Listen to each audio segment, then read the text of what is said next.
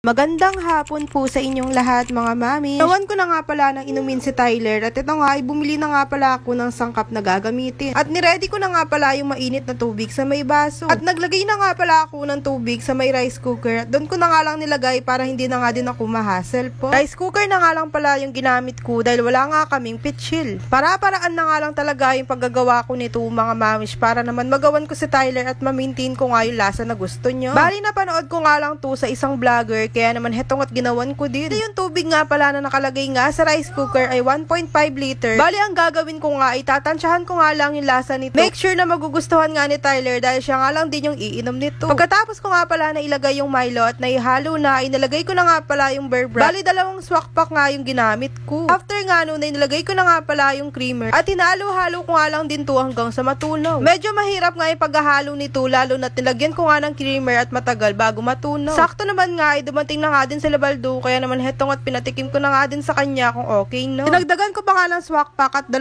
kutsarang asukal. At bumili na nga lang kami ng 2 Milo para ma-maintain nga namin yung lasa na gusto ni Tyler. Tagal ko na nga palang gustong gawin to mga mamish kaya naman hetong at finally ay nagawa ko no. Nang okay na nga yung lasa niya mga mamish ay nilagay ko na nga pala sa lagay. Dahil wala nga kaming pitchil mga mamish ay para-paraan na nga lang talaga yung ginawa namin dahil nilagay ko na nga lang sa plastic container. Ginamit ko na nga lang pala yung lagay ni Baldo ng tubig kaya naman hetong at nilagay ko na nga yung natitira. Last nga mga mamish ay damage pa nga yung isa kaya naman hetong at naggulang na nga yung mga bottle ni Tyler. Pagkatapos ko nga pala na i-transfer lahat mga mamish ay dali-dali ko na nga din palang nilagay sa may ref namin.